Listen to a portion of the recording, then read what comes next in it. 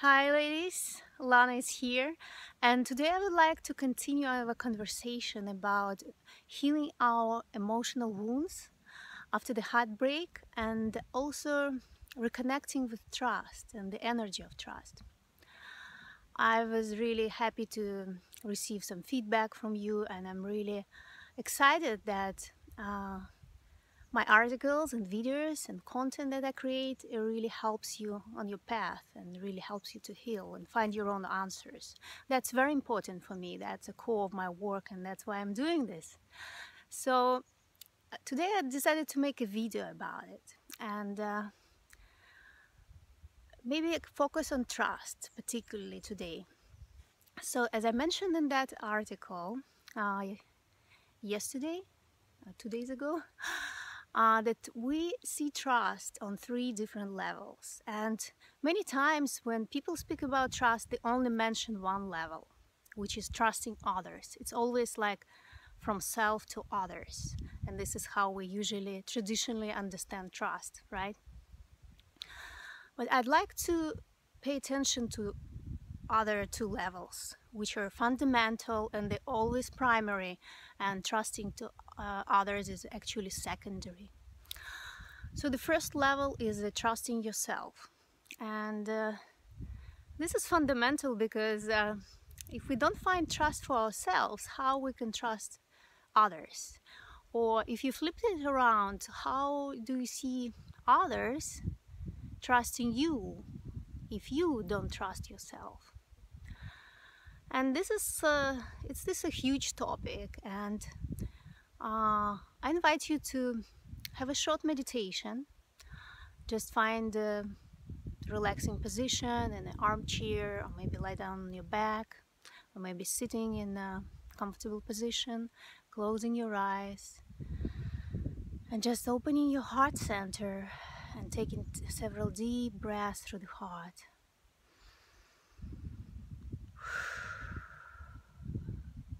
Take deep breaths. Try to let go of mind control and the self-talk that's going on in your brain, and just surrender to sensations and feelings in your body. It's important to relax your abdominal, the third chakra, the center of control.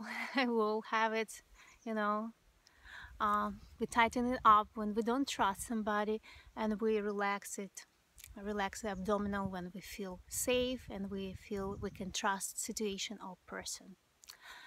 So when you close your eyes and find this peaceful place, peaceful meditative place, you can ask yourself, so where is the trust inside your body, where you feel trust?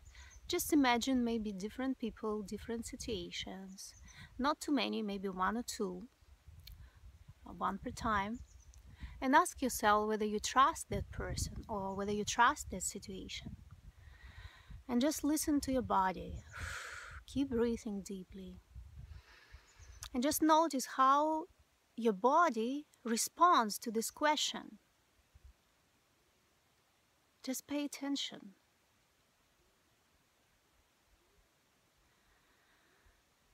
I can share a little bit about my own practice, and when I do this exercise, I feel trust resides in my third chakra, and this is the abdominal area.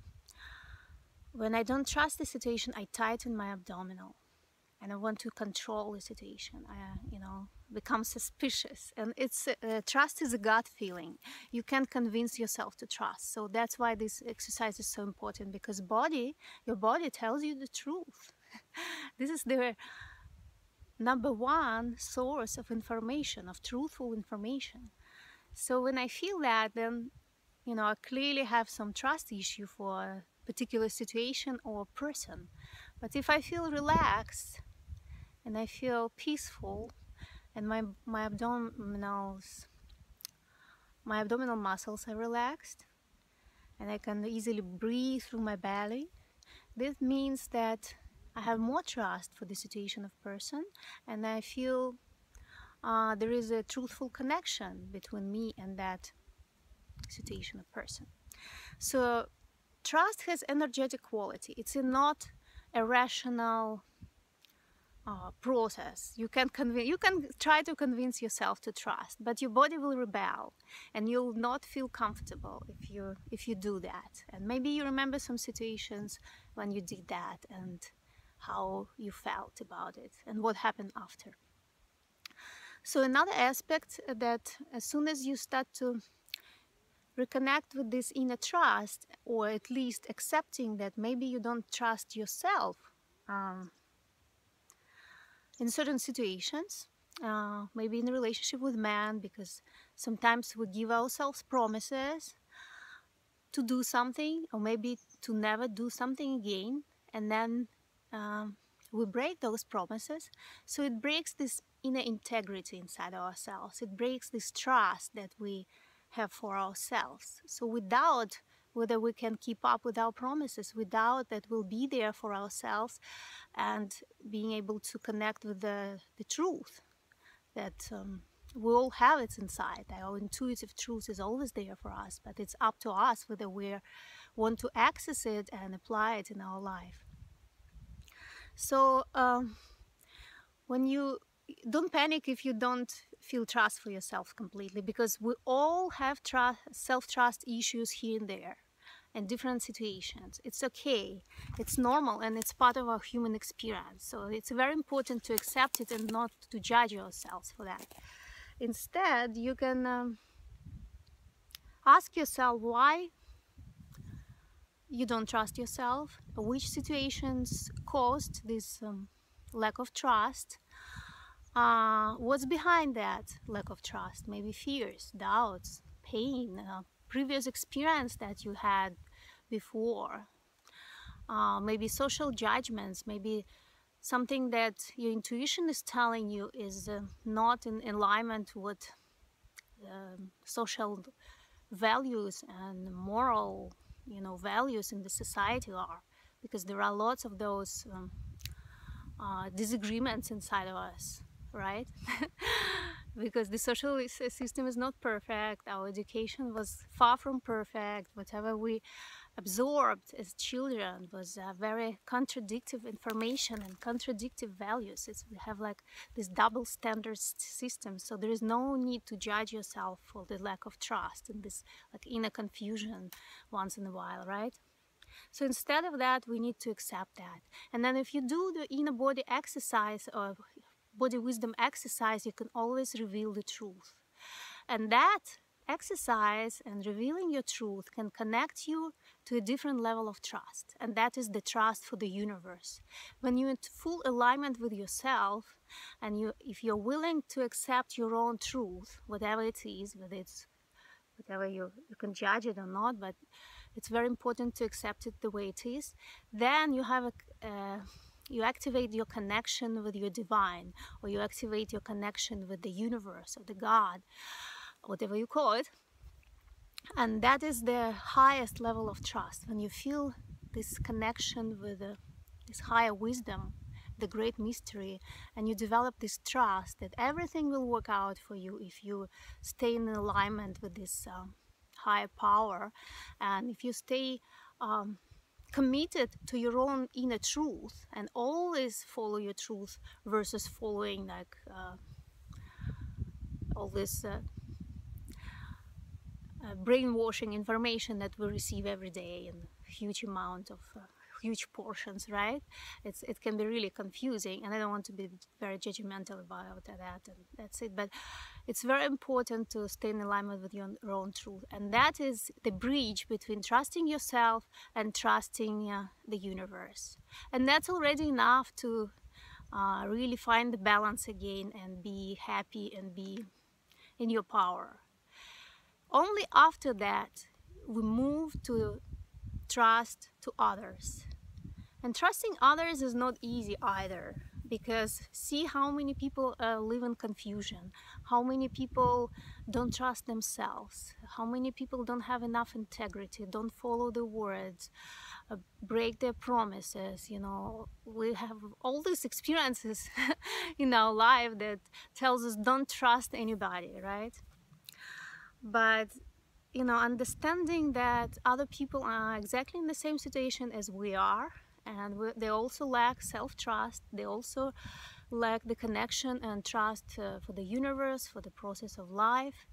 So understanding that, then we can have this compassion or like empathy to them and accept that the way it is. And I don't want to convince you to trust others. If you don't trust them, that's fine. And there is nothing wrong about not trusting others. The only thing is important to separate why and when you don't trust them, because the same person can be trustworthy or not trustworthy depending on situation. For example, if somebody has some self-trust issues in certain situations, like somebody tells you, I'm gonna quit smoking tomorrow, and then they don't, and then they do it again, and then they don't quit smoking, so you don't trust them that they're gonna quit smoking, right?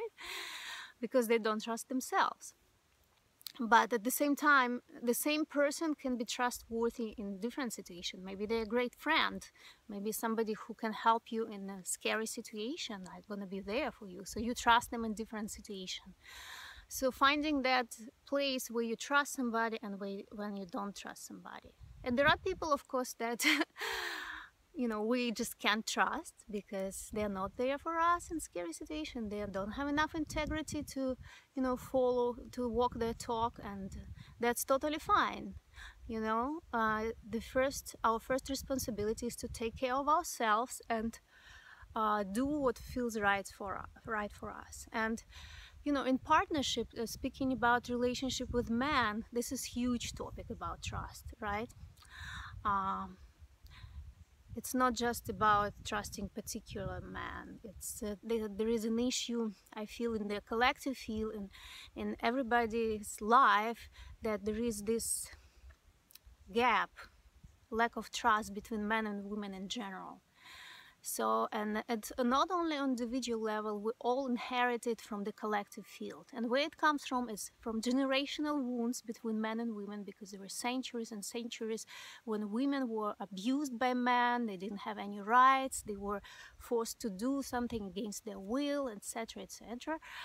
And we all inherited that from our ancestors, and we have it in our DNA. And we also have it in on the energetic level as well. So understanding that it's not just yours and just accepting what it is right now, but then when we accept that, then we can work with that energy and release it and discern it, what is ours and what is not ours. Also, your previous negative experiences with men, in relationship with men, can affect your trust, right? And that also can be huge. And that is when we come back to our topic about relationship patterns and our own life patterns that we develop starting from childhood, but they have a deeper roots than that. And understanding that if we attract certain kind of man and we can trust them because our relationship failed and we felt like they hurt us, and you know, we can't trust them, so we kind of expect that the next man that we're gonna meet is gonna be the same. So we kind of deepening, by believing in that, we're deepening this pathway, deepening this pattern, and we're getting trapped deeper and deeper in this belief. So that's very important, to go deeper on this, almost like these subconscious layers of energetic layers, and find out what's behind it, right? And release that part. But it takes some work, but even understanding that, it already helps to release yourself, to loosen your this bondage to your pattern, right? So also it's important to remember that there are other men out there who are trustworthy, reliable, loving, compassionate, responsible, family-oriented, and you can see that there are couples who can be a role model, like for your relationship, for example, and you wonder how, you know, how that woman found that kind of man, you know, why you don't meet these kind of guys. But the answer is all, the answer is inside of you. The answer is inside of your this life pattern and relationship pattern. So it's very important to go there and look. And it's your belief system that limits the possibility to meet somebody completely different. But it's possible, and you shouldn't think that it will take years and years and years to change that. That's possible to change within a relatively short period of time, but it requires commitment. It requires this inner decision that I'm gonna do it. I'm gonna change my life. I'm not gonna live like before anymore. So it takes lots of courage as well, lots of presence, lots of honesty with yourself beforehand. I have lots of passion about this topic and go on and on. But also I wanted to mention, for example, if we have all these generational wounds and negative experience with men in the past, but imagine there is a guy who, so this bitterness, this energy of mistrust is in the air between men and women in general in the modern society.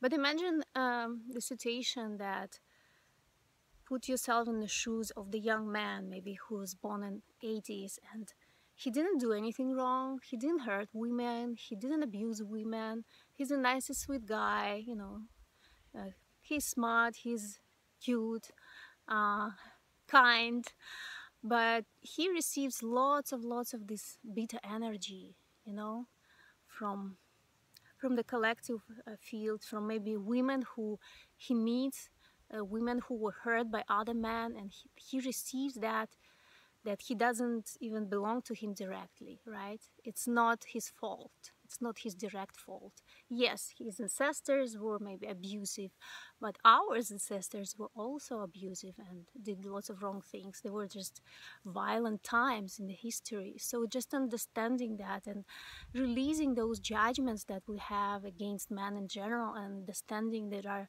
lots of beautiful souls, lots of kind, compassionate, loving men who are looking for true love, who are looking for beautiful, compassionate, loving, passionate relationship with the right women. They are there. They exist. But they need, this energy field needs to be cleaned from this bitter energy, from this attitude, from this this need to revenge them for what happened to us women during the history of a human race. So that was longer than I expected, but I do hope that will help you to sink deeper into your truth, into your heart, and find out what is right and wrong for you. Where is your trust for yourself, for your universe, for others, for men? I hope it will help you to find your own answers. And if you need help or support, you're welcome to private message me, email me, contact me anyhow, make posts in my group, comments, and let's talk about it. I'd like to hear from you. I want to connect with you, real woman behind this computer screen. This technology, this online, this is what we have for now, but I want to get to know you. I want to support you on your path and find your truth and find your trust and live the life and the highest potential in love. Talk to you soon. Bye.